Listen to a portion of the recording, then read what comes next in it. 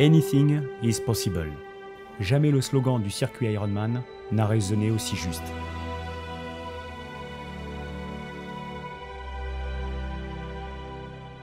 Toutes les prévisions météorologiques annonçaient des conditions apocalyptiques, ce fut pire. La pluie, le froid ont accompagné les 2100 triathlètes engagés sur la 8e édition de l'Ironman 70.3 du Pays d'Aix. Les corps et les esprits se souviendront longtemps de cette journée du 13 mai 2018.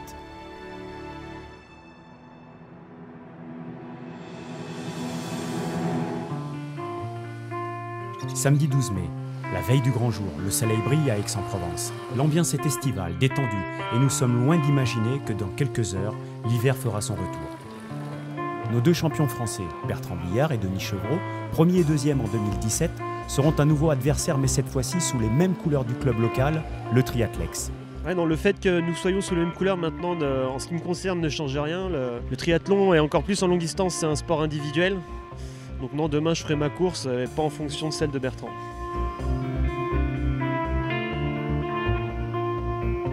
Le triple vainqueur se présente avec une préparation minimaliste suite à une fracture de la clavicule il y a à peine 3 mois. Ça laisse quand même assez peu de temps pour se préparer et être en grande forme. Cette année, ça va être très relevé. Il y a Denis qui est là, il y aura Cyril Viennot en plus.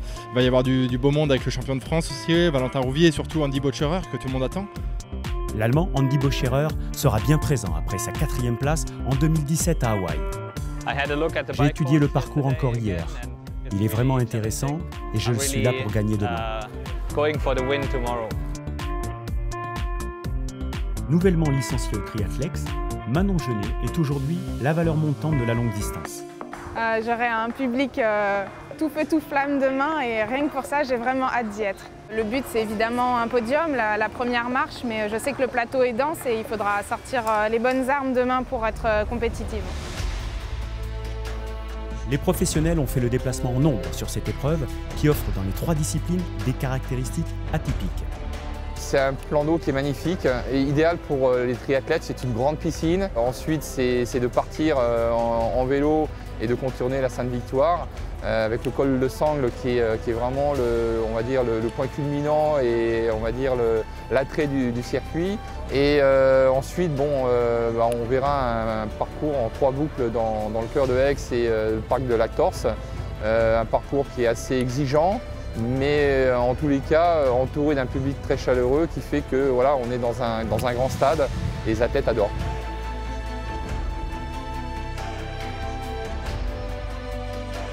Déjà vainqueur en 2012, victorieux cette année au Pérou, le Français Cyril Viennot semble apprécier ce parcours.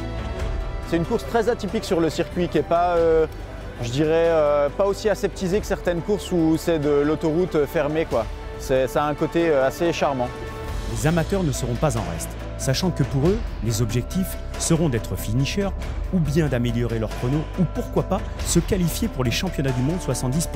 Il y aura un amateur aussi très sérieux client à suivre, Laurent Jalabert, qui nous a fait le plaisir effectivement de courir ce 70.3. Ça faisait longtemps qu'il attendait et on est ravis de l'accueillir.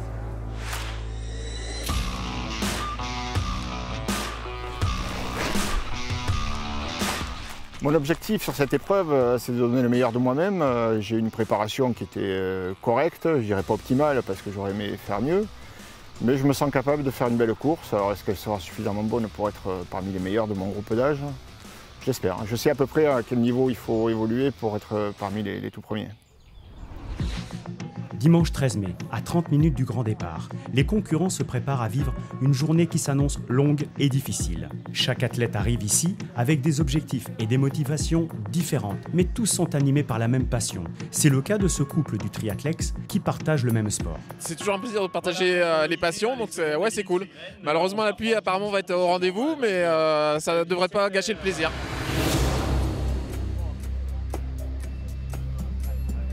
La pression monte pour les triathlètes avant le départ. Au programme, 1900 mètres de natation.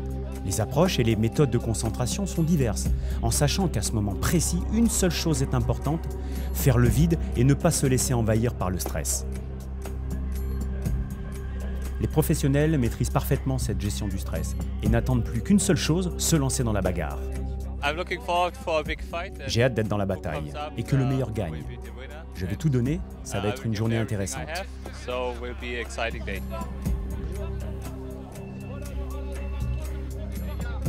Le matériel est prêt, l'athlète est prête. Après, on verra bien. Je suis plutôt en forme, j'ai bien préparé l'épreuve. Après, voilà, il peut se passer plein de choses, notamment la météo, mais je suis assez confiant et je sais ce que j'ai à faire. Kevin Morel est en grande forme en ce début de saison. Il fait partie des coureurs à surveiller.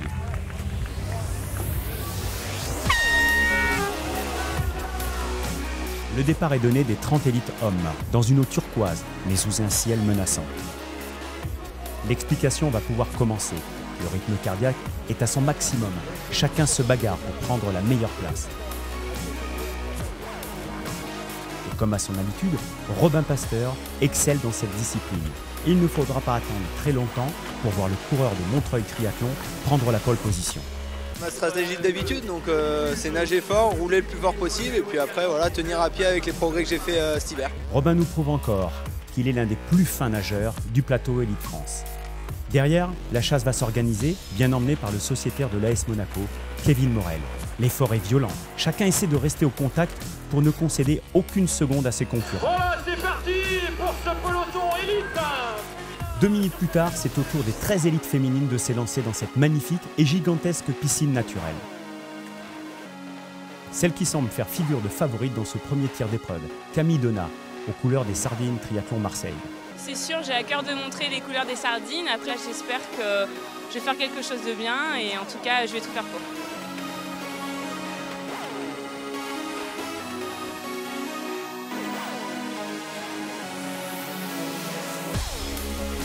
Comme sur l'ensemble des courses Ironman, le Rolling Start sera mis en place. Plus de départ en masse, mais 6 triathlètes toutes les 8 secondes. Cette procédure de départ permet plus de fluidité et surtout plus d'espace pour nager. Les départs vont s'enchaîner pendant pratiquement 45 minutes, sachant que les triathlètes choisissent leur sas de départ correspondant à leur chrono-référence.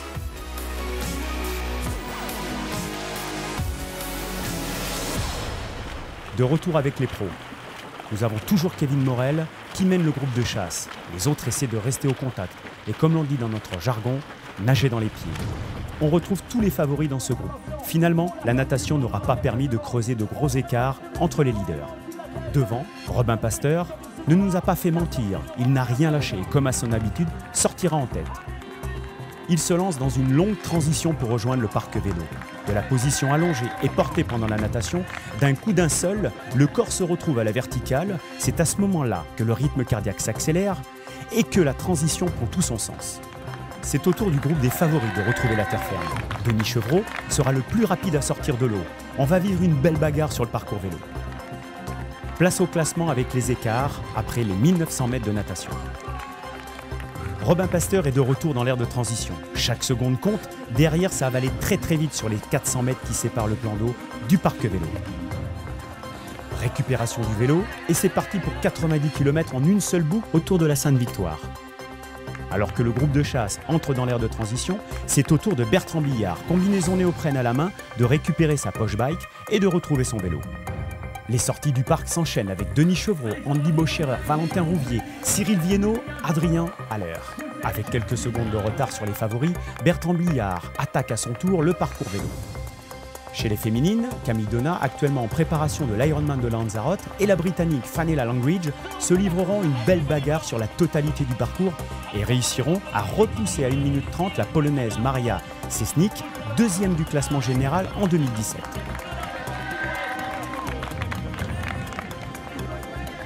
Puis nous retrouvons la Suédoise Mikael Persson, Lisa Huteler et Manon Genet à 2 minutes.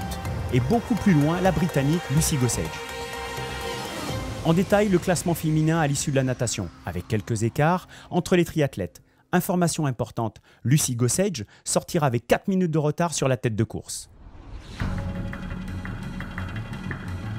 Alors que la météo semble épargner les athlètes en ce début de course, Robin Pasteur, crédité du meilleur temps natation, ne pourra rien faire face au retour d'un trio emmené par l'Allemand Andy Boscherer.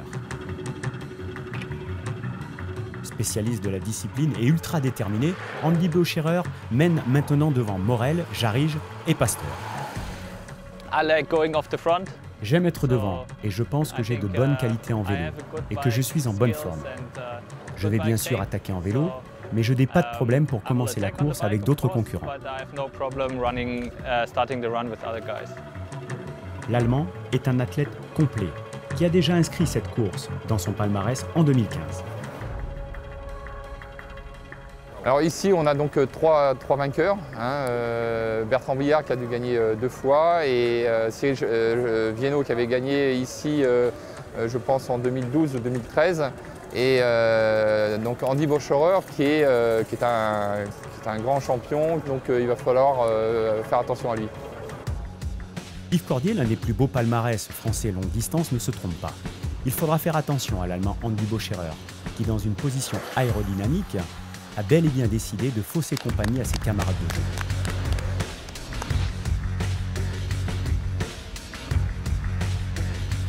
Du côté des féminines, après une belle prestation sur la natation et malgré la minute 30 d'avance pour la Britannique Fenella Langridge et la Française Camille Donat, nous assisterons au retour dès le début du vélo de l'Autrichienne Lisa Hüthaler, Manon Genet et de la Britannique Lucy Gossage.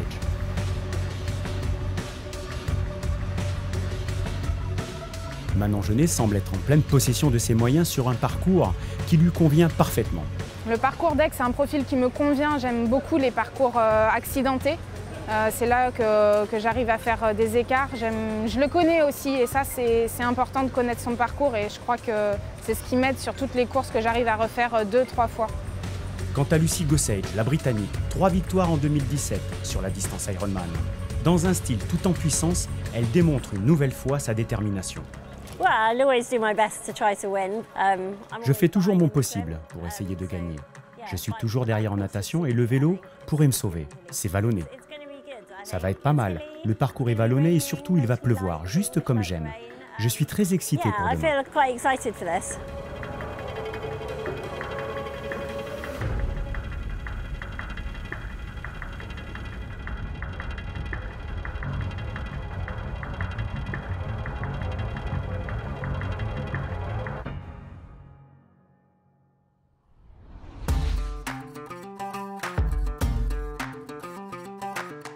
Les amateurs partis 8 minutes plus tard se soucient guère de la course des élites. Pour eux, l'objectif est de sortir du plan d'eau pas trop émoussé, tout en essayant d'appliquer au maximum le travail accompli pendant les semaines hivernales.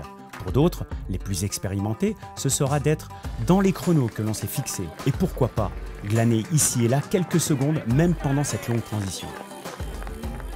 Tous les amateurs âge groupe sont là aussi pour se donner un défi, pour réussir soit une performance, soit finir, soit également aussi se qualifier pour les championnats du monde qui se dérouleront en Afrique du Sud cette année.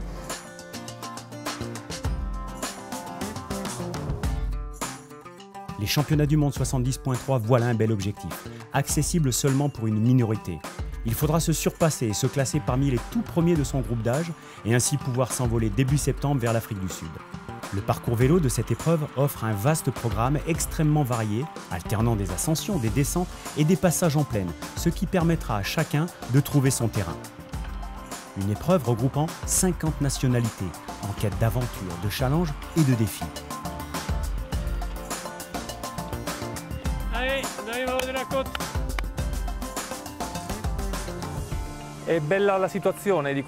C'est vraiment une situation idéale de se retrouver au départ d'une si belle course qui réunit tant de professionnels et autant d'amateurs, animés par la même passion avec des ambitions et des objectifs différents.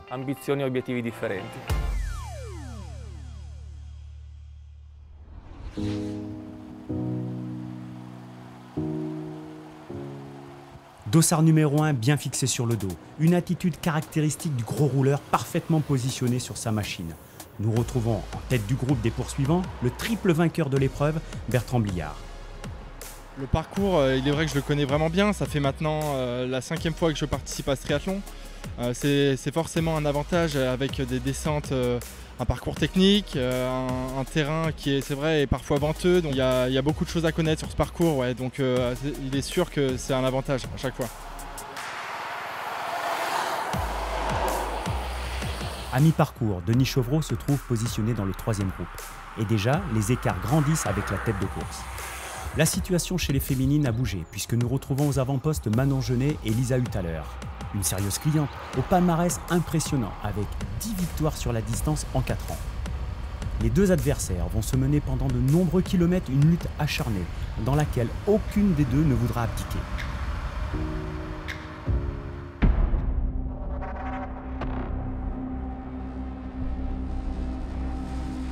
Comme si la difficulté n'était pas assez grande pour nos 2100 triathlètes, ce que l'on redoutait le plus allait bien se produire.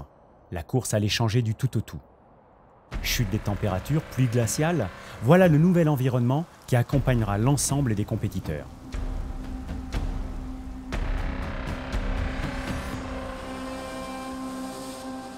Malgré une intense préparation, comment faire dans de telles conditions quand les muscles deviennent durs, qu'ils tétanisent et que seules les ascensions vont vous réchauffer?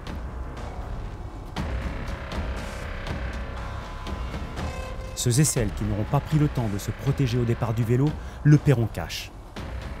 Heureusement que par-ci par-là, quelques encouragements qui, l'espace d'une poignée de secondes, vous font oublier la difficulté.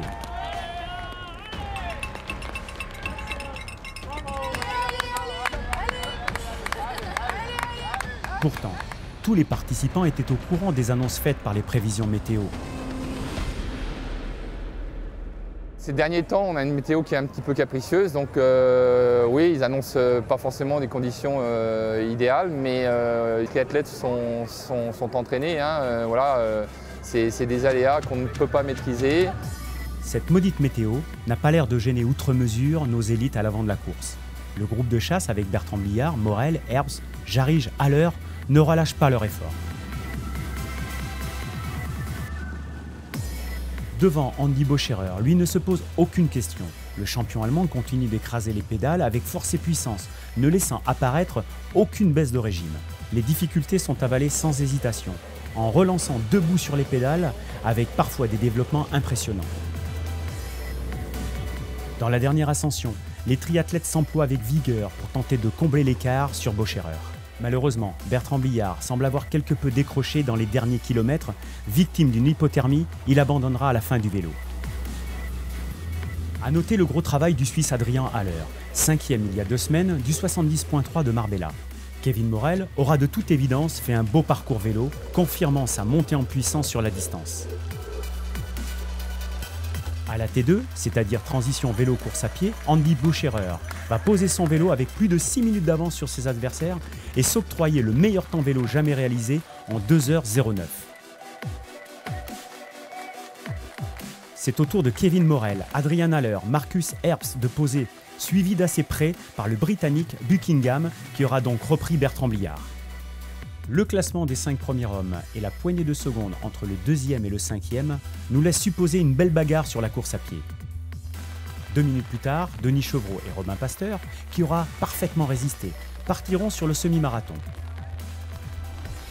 Les féminines sont encore sur le parcours et finalement aucun changement depuis que nous les avons quittées. Manon Genet semble se faire plaisir sur ce parcours vélo. Le travail hivernal accompli avec son coach et compagnon Frédéric Hureau porte ses fruits aujourd'hui. On se rend bien compte que Manon possède toutes les qualités pour décrocher ce qu'elle cherche en tant que pro, la qualification au championnat du monde à Hawaï.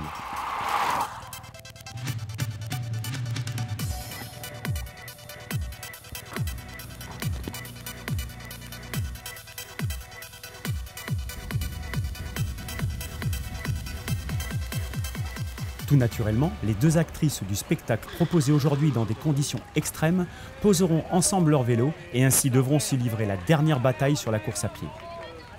Le classement des féminines, plus de 4 minutes d'avance pour Manon Genet sur la 3e Fanella Langridge. Mais rien n'est fait tant que la ligne d'arrivée ne sera pas franchie.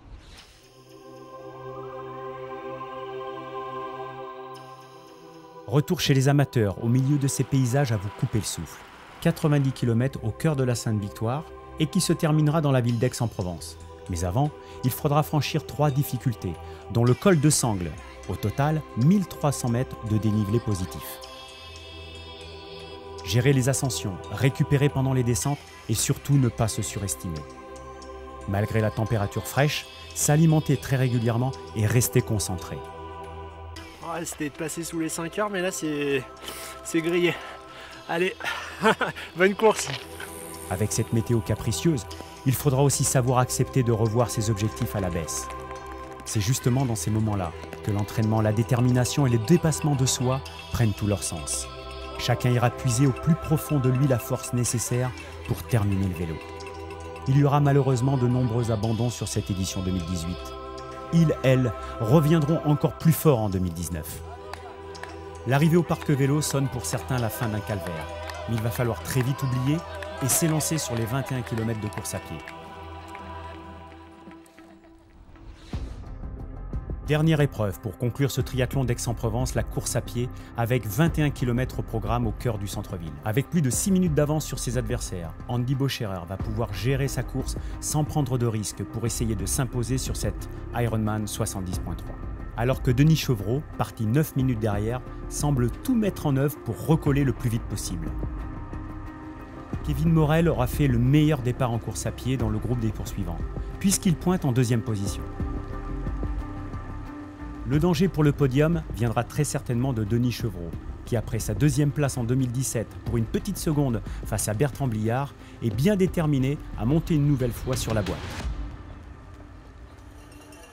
Côté féminin, Lisa Hutthaler et Manon Genet partiront ensemble. Mais très vite, Manon prendra l'ascendant sur Lisa Hutthaler, qui ne pourra pas suivre le rythme imposé par la Française. En troisième position, Fanela Langridge, qui était sortie en tête après la natation, aux côtés de Camille Donat, nous fait forte impression en ce début de semi-marathon. Au fil des kilomètres, les écarts vont grandir entre Manon Genet et Lisa Hutthaler, en espérant que Manon ne sera pas partie trop vite, car la course est encore longue.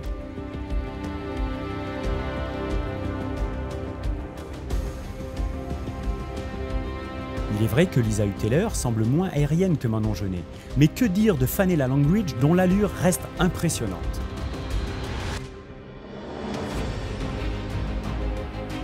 Fin de course chez les élites hommes avec une dernière ligne droite sur le cours Mirabeau en direction de la finish line. Un large sourire illumine le visage du champion du jour. Déjà vainqueur ici même en 2015, Andy Boscherer va une nouvelle fois s'imposer et de fort belle manière. L'Allemand Andy Boscherer peut savourer sa victoire et inscrire sur ses tablettes l'édition 2018. Tout s'est joué dans les derniers kilomètres. Denis Chevreau sera sur la deuxième marche du podium en réalisant le meilleur temps course à pied. 16 petites secondes derrière, une des valeurs montantes de la longue distance. Kevin Morel complétera le podium 2018. Nous pouvons remarquer sur le classement final le chrono réalisé par Andy Boscherer, avec plus de 5 minutes d'avance sur le deuxième. Je suis très content, car l'année dernière a été une année difficile pour moi. J'avais fait des bonnes courses, mais j'ai toujours terminé second. J'avais vraiment envie de gagner à nouveau.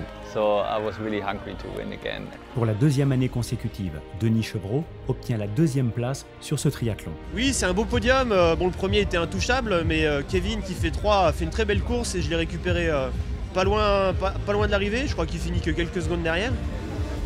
C'est un beau podium. Le travail paye, ça fait plaisir. L'an dernier, c'était ma première année chez les pros. Je voulais un petit peu découvrir, voir comment ça se passait. Et voilà, l'objectif, c'était essayer de réussir ma deuxième année chez les pros pour avoir quelques résultats. Je commence bien l'année, donc je suis content. Mark Buckingham prendra une très belle 4e place, suivi de Marcus Herbst. Après sa victoire au Pérou sur le 70.3 de Lima, Cyril Viennot terminera à une honorable 6e place. Notre Française Manon Genet, dans les tout derniers mètres du 70.3 Pays d'Aix, profite pleinement de la ligne d'arrivée. Elle qui va pour la première fois s'imposer sur une épreuve du circuit Ironman. 5e sur l'Ironman d'Afrique du Sud il y a quelques semaines et 3e en Malaisie. Manon Genet sera très certainement notre porte-drapeau chez les professionnels lors des prochains championnats du monde à Hawaï. Après avoir fait jeu égal avec Manon Genet sur les 2 premières disciplines, Lisa Hutthaler vient prendre une 2e place sur l'édition 2018. Sortie en tête à l'issue de la natation, un vélo solide et surtout une très belle course à pied, la Britannique Fanela Langridge complétera avec une 3e place le podium féminin. Alors que vous découvrez le top 5 féminin, on notera l'excellente course à pied réalisée par la Française qui s'adjuge le meilleur chrono. Ouais, je suis super contente de cette course, ça a été vraiment fantastique, très difficile parce qu'il a fallu batailler du début à la fin. En fait, c'était drôle parce que pendant la course, je me disais, en fait, je suis à bloc tout le temps, quoi. Mais bon, être à bloc, ça s'apprend et ça se gère aussi, en fait. Oui, il y a une grosse émotion parce que c'est ma deuxième année en pro, c'est énormément d'investissement, c'est énormément de travail et puis c'est apprendre à avoir confiance en soi aussi. Et quand ça paye, c'est une émotion qu'on a du mal à réaliser et à contenir.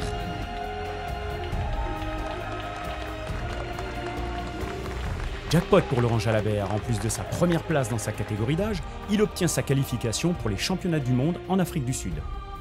37e du classement général, il reprendra plus de 600 concurrents lors de la partie vélo. Sur le vélo, finalement, c'était mieux que prévu. La chaussée était quand même périlleuse. Il y avait beaucoup de précautions à prendre pour bien négocier les virages et rester sur la machine. Mais j'ai pris du plaisir à vélo. Et le semi, c'était dur.